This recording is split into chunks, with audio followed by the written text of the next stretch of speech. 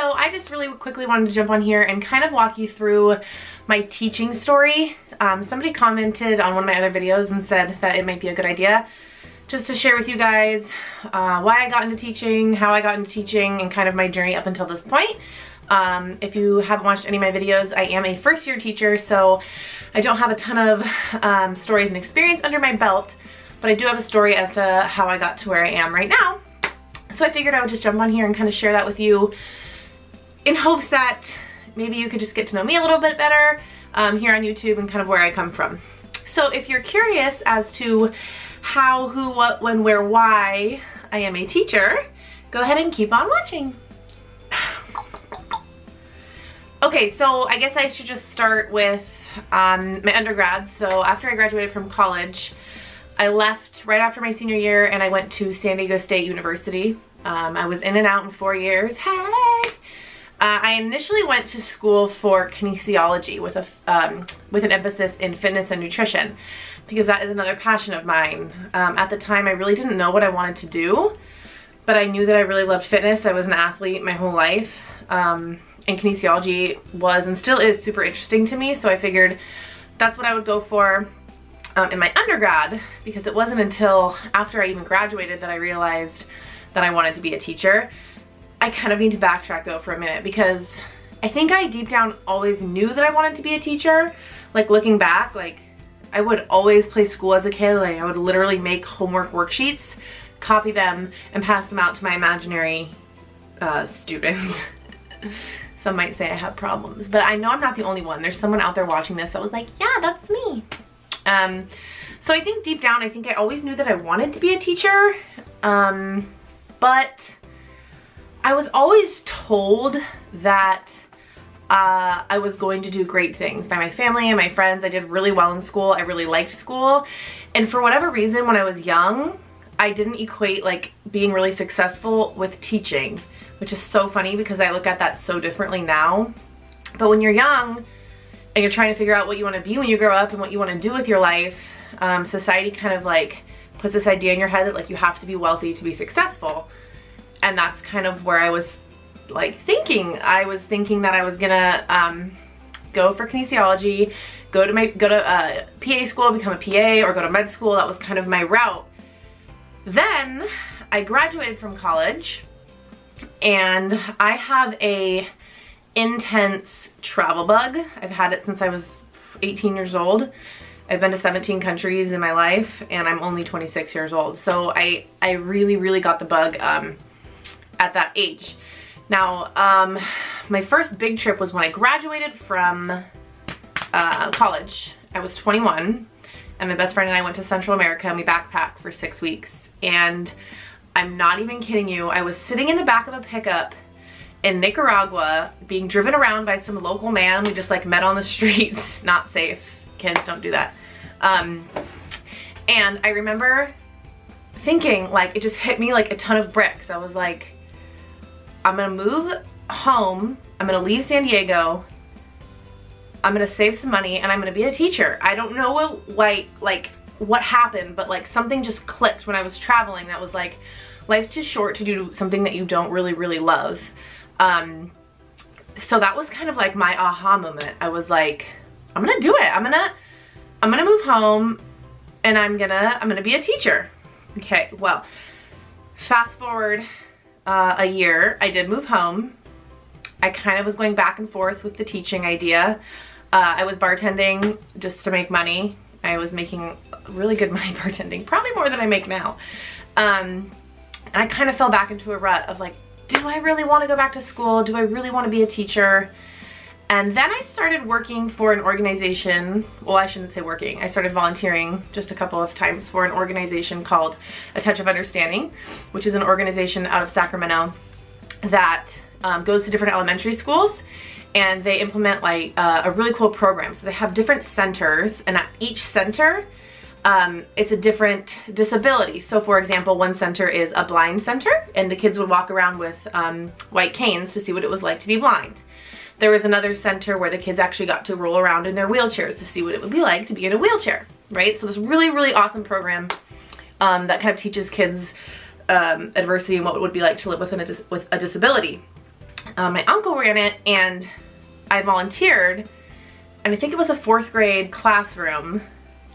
And I remember sitting in the back of that classroom and listening to these kids have this adult conversation about disabilities and acceptance and empathy. And if I had any doubt of if I was gonna go back to school, that moment was when I was like, this is what you're supposed to do. This is where I wanna be. I wanna be in the classroom. I wanna be impacting these students in that kind of a positive way. So that for me was like the light under my bootay. That was like, this is what you need to do. This is what you're meant to do. So just sack up and do it, for lack of better words. So that's kind of how I went from not really wanting or accepting the fact that I wanted to be a teacher to finally being like, okay, this is where I'm supposed to be. So after I had my big epiphany, I enrolled in the Sacramento State, that's where I'm from, teaching credential program. Now, I had this epiphany at the end of the school year, so what, like May, but the program that I was doing was a year and a half, so it was set to start in the fall of 2014. Well, by the time I had my epiphany, the application window was already closed. So I learned that I was either going to have to do my credential online or wait a full-blown year, over a year, like 15 months to start the program. So I ended up deciding that I was gonna wait another year and a half to start the program. Just financially it made more sense. The online programs were way too expensive for me, so I did. I waited 15 months to start my teaching program, and in that 15 months I continued bartending, but I also started subbing, which I highly, highly recommend before you actually jump in to your teaching credential program, because there's nothing like classroom experience to let you know whether or not teaching is for you. Subbing is hard. It's harder than teaching because these kids don't really know you. For lack of better words, they don't really care about you like they would their classroom teacher. So it was really hard, but I loved it. It was terrifying at first. I remember walking into that first classroom. It was 7th grade English. Like, who am I? Why was I thinking that that was a good idea? And it was terrifying, but I got through it, and the more I subbed, the easier it got. So by the time I got to my student teaching, I was not nervous. I really wasn't phased because I was like, I've done this by myself, you know, a dozen times, 100 times. So I highly recommend subbing before you start your program. Not to mention it also gives you a lot to talk about during your interview if you have to go through an interview process. So I waited the 15 months and then I applied to the Sac State program. I had my group interview and then I got accepted. And my program was a 3-semester program.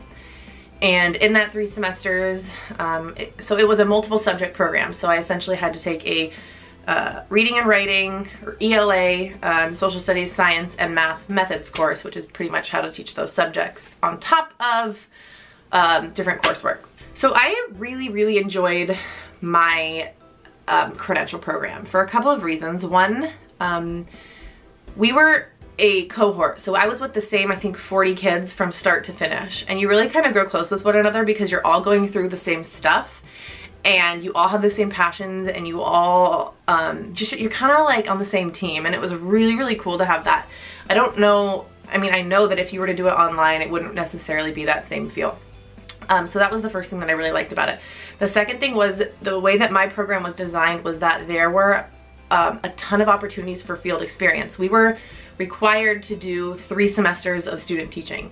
So we were in the classroom a lot.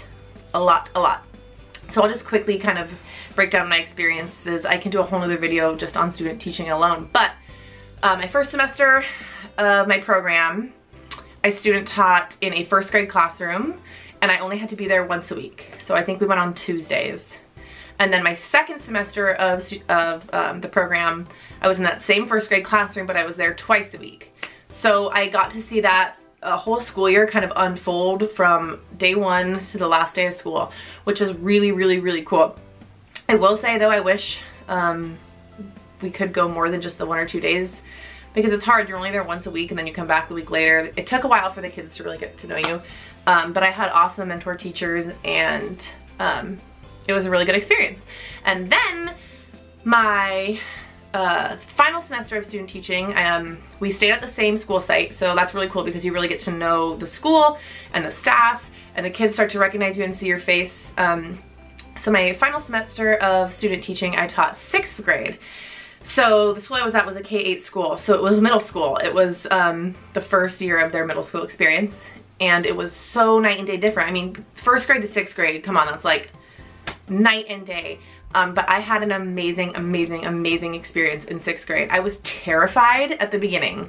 I knew that 1st grade wasn't really for me. I've always known that I wanted to be on the little older side, but I was terrified because they were 6th graders. I don't know, it was really scary. But I had 2 amazing mentor teachers. I learned so much in that last semester.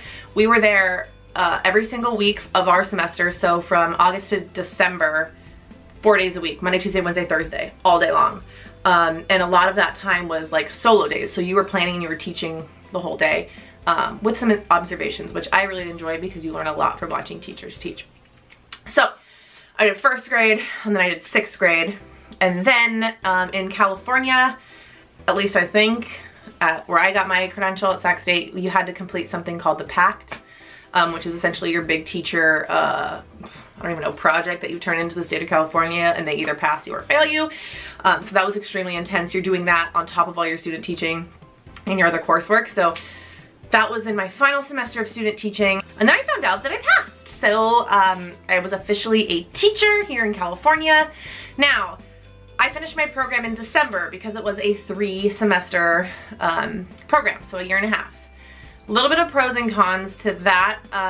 Because the program ended in December, I felt like I had a good amount of time to start collecting for my future classroom. Bad news was they didn't really start hiring until like June, or I guess May, June of that next school year. So I didn't know what grade I was going to be teaching. I didn't know really anything. I couldn't prepare as much as I wanted to. In my head, I'm thinking like, oh, I have these 8 months to prepare. Well, if you don't know what grade you're teaching, it's kind of really hard to prepare. And so that was kind of the downfall in that. But overall, it was okay. I did a lot of subbing in those months, which was awesome because not only had I subbed before, I had student taught, and I was now officially a California teacher, and I had a ton of classroom experience. So it was way easier subbing that time around. So I did that to kind of get my foot in the door in different districts and different schools. You get to meet a lot of people that way. And then the pools finally opened to apply. I applied all over my county. I was a little bit picky. I really did I wanted to work in the school district where I student taught, which is actually where I ended up getting a job, just because that's where I went to school, that's where I did my student teaching, and compared to the other districts in the area, the benefits and the pay is just really, really good. So I kind of was picky, and I probably shouldn't have been, but it worked out in my favor.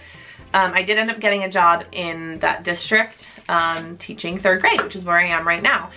And I started to freak out, I'm not gonna lie. I didn't get hired until June like 26th or something, and the first day of school was August 8th. And I kept like seeing my cohort friends from the teaching program or like other teachers on Facebook like, got a job, 5th grade, got a job, kindergarten. And I'm like, ugh, I haven't even had an interview yet, like, ah!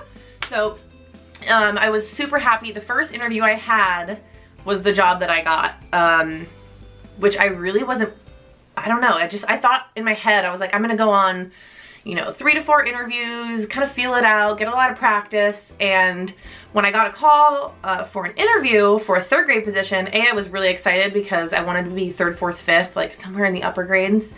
But 3rd grade, and it was in the school district that I wanted, and it was only like a 10-minute drive from my house. So I was really nervous going into my interview, but once I got there, I really wasn't that nervous. I just wasn't. Like, I really am passionate about teaching and what I've done and what I'm doing, so I think I hope that that's what they saw, because I ended up getting the job. I got a phone call like 4 hours after my interview. They were like, yeah, you should find out from HR in the next week or so. And I was sitting at my cousin's house, and the district called me, and I was like, I don't want to answer it. She was like, answer! So I did, and they offered me the job. So that's where I am today. I am teaching 3rd grade in Sacramento, Northern California. and I'm absolutely loving it. So I guess the moral of the story is, 1, if you really know that you want to be a teacher at a young age, do it. If you know that you have the passion for it, do it. It is not something that you can do if you do not have a love and a passion for children and teaching. And I think that goes without saying. So if someone's telling you that you're not gonna make enough money, or you're not gonna be successful, or I don't know, all the things that people say to teachers to try and discourage you from doing it, just give them the, just do it. It's the most rewarding thing that I've ever done in my entire life. So I guess that's takeaway number 1. Don't listen to those people. I guess takeaway number 2 is just like, have faith that everything will always work out. I freaked myself out, and I stressed out a lot throughout my process and my journey up until this point. Even though I know that everything always works out. That's how I live my life. That's like my motto, my philosophy. Everything works itself out the way that it's supposed to be. So don't stress yourself out too much. Just go with the flow, learn. It's such a big learning experience. So just ride the waves, you know what I mean? It's gonna be fine. Everything's gonna be okay. If you are in high school or thinking about becoming a teacher, I wish you the best of luck. If you're on your journey right now of becoming a teacher, congratulations, because you're gonna be fine and you're gonna get a job and it's gonna be amazing, and you're gonna get to join this wonderful teaching community. And if you're a veteran teacher, good for you. Give me some tips because I'm a rookie. But nonetheless, I'm having a ton of fun. And thank you guys again for stopping by and watching this video. Hopefully you learned a little bit more about me and my, you know, teaching life. If you have any questions, feel free to ask me below. If you have any suggestions for other videos that you would like to see, please leave them down below. And don't forget to hit the subscribe button so you don't miss any other videos. And I will see you next time.